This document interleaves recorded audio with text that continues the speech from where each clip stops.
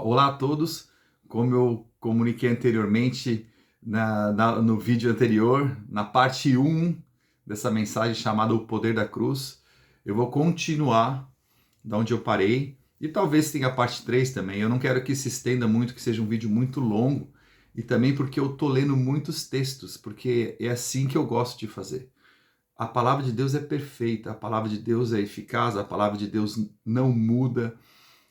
Muitas pessoas falam assim, a palavra de Deus se renova a cada dia. Não, ela se renova na sua vida, mas a palavra de Deus sempre continua a mesma. Ela não se transforma, jamais mudará. A palavra que sai da boca de Deus não muda.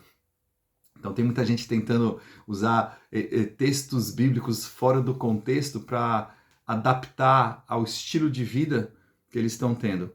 Mas isso é errado. Na verdade, nós temos que ler a Bíblia, crer no que a Bíblia diz, crer que é a palavra de Deus, receber o entendimento. A palavra diz que a fé vem pelo ouvir e ouvir a palavra de Deus. Então leia a palavra de Deus, leia em voz alta, escuta a palavra de Deus e aí vai chegando fé no seu coração.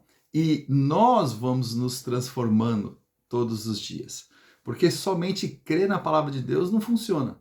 Você tem que crer na palavra de Deus e colocar em prática na sua vida. Aquilo que não, se a sua vida não está alinhada com aquilo que está escrito na palavra de Deus, é você que tem que mudar. Sou eu que tenho que mudar, não a palavra. A gente não tem que achar um ponto aqui, um texto ali, talvez aqui, aquele pastor falou aquilo ali, e vai se encaixar bem nesse estilo de vida meu. Não, a gente lê, quando chega o entendimento, é hora de transformar as nossas vidas. E por isso que Deus fala que a gente vai se parecendo cada vez mais com Ele. E é assim que funciona. Então só um pequeno parênteses aí. A palavra mesmo que eu quero falar é a segunda parte do poder da cruz, porque a primeira eu falei sobre a criação do homem perfeito. Adão e Eva foram criados perfeitos. O homem, a imagem e semelhança de Deus em espírito. E Deus deu a eles, lógico, uma alma para tomar decisões, e Deus deu a eles um corpo para viver aqui nessa terra. Então a gente falou um pouquinho sobre a perfeição e que o papel de Adão. E Adão, como homem perfeito, ele teve um papel de reinar sobre essa terra. Mas no caminhar da história, você conhece provavelmente, e vai ouvir a parte 1 para entender melhor, Adão, ele pecou. Ele desobedeceu a Deus, ele desobedeceu os comandos de Deus. Isso gerou algumas consequências que eu vou recordar brevemente. Só para ti, se você não ouviu o primeiro, você ter curiosidade de ouvir. A desobediência de Adão fez com que ele se separasse de Deus. Houve um rompimento do relacionamento entre Deus e o homem, porque Deus não habita em meio ao pecado. Deus não tem comunhão com o pecado de maneira alguma. Não tem como se misturar. Então, houve uma separação, uma morte espiritual. Eles se separaram espiritualmente. Houve a entrada da morte nesse mundo. Adão morreu fisicamente também por conta do pecado. Não imediatamente, mas ele depois de um tempo. A Bíblia fala, tem gente, isso é bom falar, tem gente que não entende, fala que Adão pecou e eles morreram. Mas eles morreram espiritualmente. Depois de muitos anos, naquela época eram muitos mais anos, ele morreu fisicamente. Mas a morte entrou no mundo, derramamento de sangue. E aí também, que mais? Falei também da perda da autoridade. Adão perdeu a sua autoridade. Ele tinha toda a autoridade sobre essa terra, sobre os animais, sobre o clima, sobre todas as coisas. E ele perdeu a autoridade. E deu ao diabo, que foi pior ainda. E o quarto foi que esse pecado original que aconteceu com Adão, o pecado de Adão pela desobediência, passou a cada um da sua geração. Então, a partir de Adão, todas as gerações receberam por herança o pecado original. Então, todo homem que nasce hoje, inclusive eu e você, e os nossos filhinhos bonitinhos, todos nós nascemos com a natureza do pecado, herdamos o pecado original. Por isso que hoje eu vou falar sobre o segundo Adão, que é Jesus Cristo. Jesus Cristo foi o único que, vindo ao mundo, poderia morrer por nós, para que nós pudéssemos receber novamente a reconciliação com Deus. E é isso que eu quero falar hoje. Espero que tenha te deixado curioso. A Bíblia chama Jesus Cristo como o segundo Adão. Por isso que eu estou nomeando dessa maneira. Então, todo mundo, todas as gerações, nascer na consequência. Tem textos aqui, eu não vou ler todos os textos novamente, mas Davi fala uma coisa interessante, né? Certamente que eu era pecador desde o nascimento, pecador desde o momento em que minha mãe me concebeu. Era assim que funciona. E o segundo Adão, chamado Jesus Cristo, ele veio a esse mundo e foi necessário que viesse a esse mundo para realizar algo em nosso lugar. Então, esse foi o princípio básico da vinda de Jesus Cristo.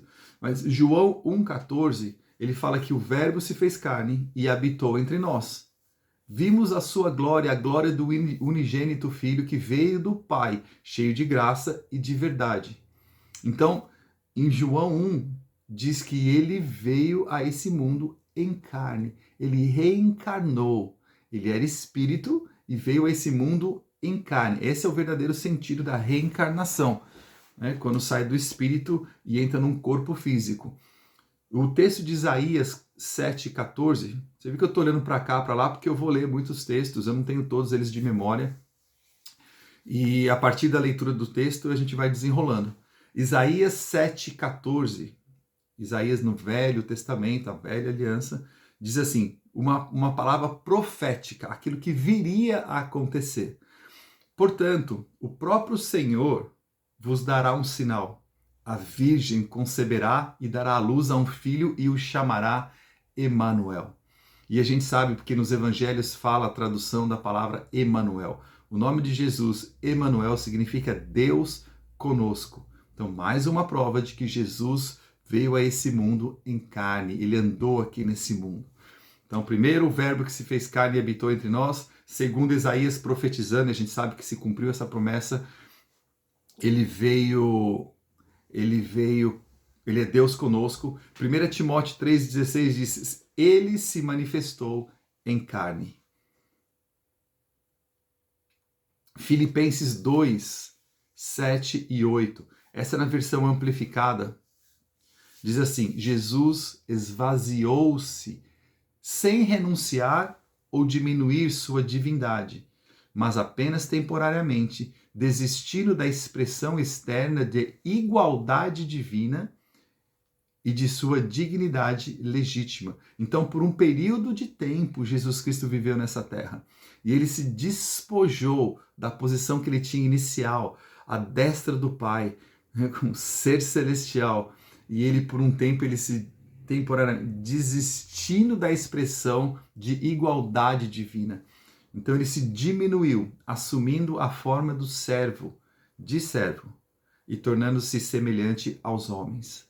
Então, a Bíblia está nos provando que Jesus Cristo veio a esse mundo como homem. Ele tornou-se completamente humano, mas era sem pecado. Olha esse detalhe, mas era sem pecado, sendo totalmente Deus e totalmente homem. No versículo 8 diz, depois que ele foi encontrado em aparência externa como um homem, por um tempo divinamente designado, ele se humilhou, ainda mais, tornando-se obediente ao Pai até a morte e a morte de cruz. Então todo o processo de Jesus Cristo se humilhando, saindo de uma posição suprema, divina, e se igualando aos homens aqui nessa terra, vindo semelhança de homem, num corpo. A Bíblia diz, em algum dos textos, que foi dado um corpo, ele foi criado um corpo físico para que Jesus pudesse habitar aqui nessa terra. E ele viveu, ele se despojou da sua divindade. Mas uma coisa interessante desse texto que não pode passar em branco é isso. Ele era sem pecado. Então, o primeiro Adão, ele caiu por causa da desobediência. E o segundo Adão, ele venceu por causa da obediência. E obediência até a morte de cruz. Então, Jesus também deixou para trás sua divindade. Então, quando ele estava aqui na terra, ele não operou segundo um ser ilimitado. Jesus, operando aqui na terra, ele tinha suas limitações como homem. Por isso que a Bíblia fala que Jesus cansou, Jesus teve sede, Jesus teve fome, Jesus foi tentado, Jesus dormiu, Jesus se angustiou lá no Getsemane, quando ele estava à beira de ser crucificado. Então Jesus tinha sentimentos de homem também, mas ele venceu todos eles. A gente sabe que ele não pecou. Ele foi tentado, mas não pecou, porque tentação não é pecado. Pecado é você cair em tentação, você deixar a tentação fazer com que você haja de acordo com ou haja errado. Né? Não age de acordo com a palavra, mas errado. Então você caiu em tentação. Mas Jesus foi tentado e não pecou, porque ele sempre respondeu, está escrito. Pela palavra, ele se livrou de toda tentação. Jesus, ele fez tudo isso, e a prova de que Jesus Cristo veio como homem. E aí você vai falar, mas ele operou milagres, mas ele não caiu em tentação, mas ele porque ele era Deus. Mas a Bíblia diz em Atos 10, 38, e essa é a resposta para você, diz como Deus ungiu a Jesus de Nazaré com o Espírito Santo e poder.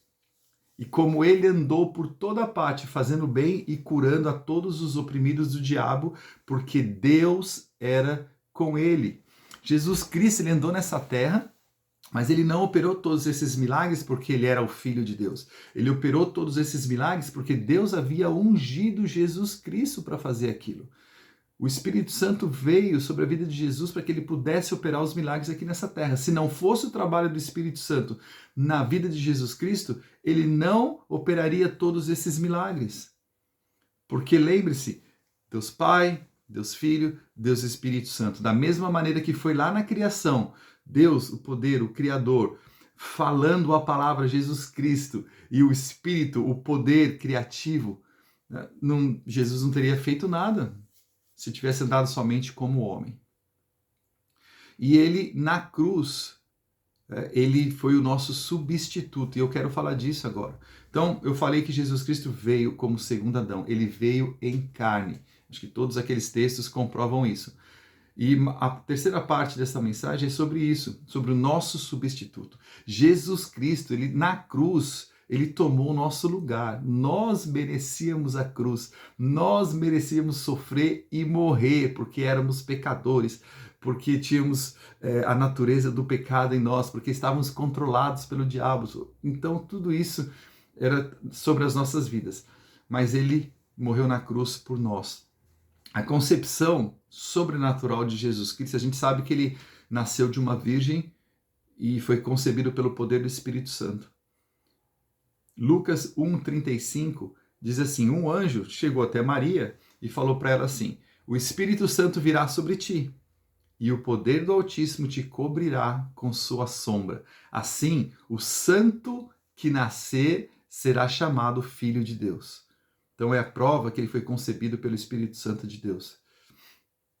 Romanos 5,12 fala, portanto, assim como por um homem, que é Adão, entrou o pecado no mundo, e pelo pecado a morte, eu já li esse texto anteriormente, assim também a morte passou a todos os homens, porque todos pecaram. Então todos pecaram, e eu estou relendo esse texto para dizer para você que ninguém tinha condição de morrer naquela cruz por nós. Ninguém poderia ser o nosso substituto na cruz. Porque se todos nós pecamos, se todos têm uma dívida de pecado, se todos cometeram erros, como que eu posso oferecer a minha vida por outra pessoa? Se eu chegar na lei aqui do Canadá e falar assim, não, a minha esposa errou e ela está sendo condenada por isso, não, então deixa ela livre porque eu vou cumprir a cadeia por ela. Aí o juiz vai olhar para mim e falar assim, não, você também vai para a cadeia, porque você também errou, porque você também pecou, porque você também cometeu algum delito. Então assim, aí você fala assim, não, então eu e minha esposa não podemos? Espera aí, eu vou chamar minha irmã. Mas aí eles vai falar assim, não, a tua irmã? Não, a tua irmã também vai presa, porque ela tem uma condenação, ela tem uma dívida sobre a vida dela que ela tem que pagar. Então não havia nenhum ser humano nessa terra que pudesse pagar. Por isso que Jesus Cristo veio como Filho do Homem para nos substituir, porque somente poderia pagar essa dívida quem não tivesse nenhuma dívida. E Jesus Cristo, como ele não teve pecado nenhum, ele nunca se separou de Deus, como Jesus Cristo nunca teve pecado, ele nunca teve uma dívida para pagar para Satanás. Por isso que ele entregou a vida dele por nós. Isso é maravilhoso, isso é uma expressão de amor tremenda. Salmos 49:7 Diz que todos os homens são culpados, né? Ninguém pode redimir a vida de outra pessoa ou dar a Deus um resgate por ela. O resgate por uma vida é claro, nenhum pagamento é suficiente. Nenhum pagamento é suficiente a não ser o pagamento de uma pessoa que não tenha pecado algum, a não ser que seja pelo derramamento de sangue. Como foi do início, o pecado gerou derramamento de sangue, o derramamento do sangue puro de Jesus Cristo também gerou a nossa salvação. 1 Pedro 2,22 diz que ele não cometeu pecado, só para provar que a Bíblia diz, Jesus não cometeu pecado. 2 Coríntios 5,21 diz, Deus o fez,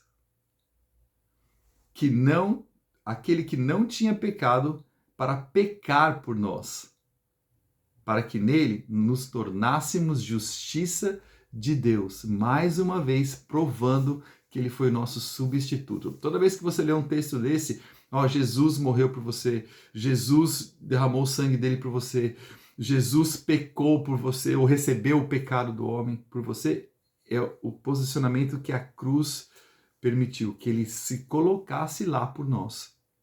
Então, porque Jesus Cristo veio, nascido de uma virgem, veio como Filho de Deus, dele não houve pecado algum, ele destituiu da glória do poder, mas ele foi revestido do poder de Deus aqui nessa terra, para que ele, sem pecado algum, ele pudesse ser pendurado naquela cruz, no madeiro, como diz a Bíblia, e nos substituir, porque todos nós estávamos condenados a uma vida de morte, a uma vida eterna, numa prisão eterna, porque todos nós merecíamos, mas em Cristo Jesus nós não merecemos mais. Aqui está dizendo em 2 Coríntios 5 que nós nos tornamos justiça, ele pagou o preço, ele foi para Satanás, para o diabo que tinha o controle das nossas vidas por causa do pecado e falou assim, estou comprando a vida deles de volta com o meu sangue, não é por ouro, não é por prata, eu vou derramar o meu sangue puro por eles. Então ele fez isso por nós. Ele fez isso por nós. Gálatas 3:13, mais um texto que fala sobre Jesus Cristo nos substituindo. Diz assim, Cristo nos resgatou da maldição da lei, tornando-se maldito por nós. Jesus Cristo se tornou um amaldiçoado por nós. Isso é um amor sem precedentes. Aí fala sobre remissão de pecados. Né? Ele redimiu, ele nos tornou puro, ele nos tornou santo. Remissão de pecados para nos tornar justiça, está querendo dizer, significa o cancelamento de uma dívida, o encargo ou multa, perdão do pecado. Então essa é a nossa redenção. A redenção é a ação de salvar ou de ser salvo do pecado, de um erro qualquer. Então Jesus Cristo, ele nos redimiu. Jesus Cristo pagou o preço, pagou a nossa dívida. Hebreus 9:22 diz, de fato, a lei exige que quase tudo seja purificado com sangue. E sem derramamento de sangue não há perdão. Não há perdão. Não há redenção, não há remissão de pecados, não há cancelamento de dívidas sem derramamento de sangue. Mas por que é assim? Porque é assim. É assim que funciona. Deus quis que fosse assim. Não é derramamento de lágrima, não é autoflagelar, não é nada disso. É pelo derramamento de sangue. E eu creio que porque pela morte houve derramamento de sangue, agora para gerar a vida da mesma maneira. Se o homem pecou, agora Deus está mandando alguém que seja homem para pagar aquela dívida. Então tudo tem um balanço. Deus poderia falar assim, não, como passo de mágica, eu escolhi o Delcio, escolhi esse, escolhi aquele, são perdoados, tá bom, vocês são predestinados, como algumas doutrinas falam. Mas não existe isso, porque Deus amou o mundo, Deus amou a todos, mesmo quando não merecíamos, a gente vai chegar lá. Então Hebreus fala que pelo derramamento de sangue nós somos perdoados. E a cruz é onde houve o derramamento de sangue. Por isso que Jesus Cristo teve que ir na cruz, para que houvesse derramamento de sangue. E com derramamento de sangue, ele nos substituísse, para que a gente pudesse ter a vida dele em nós. Isaías 53, 4 e 6, eu vou ler acho que só mais esse e vou parar também, porque esse é maravilhoso. Esse texto de Isaías é, para mim, um dos mais maravilhosos da Bíblia. Diz que certamente Jesus Cristo tomou sobre si as nossas dores e carregou todo o nosso sofrimento.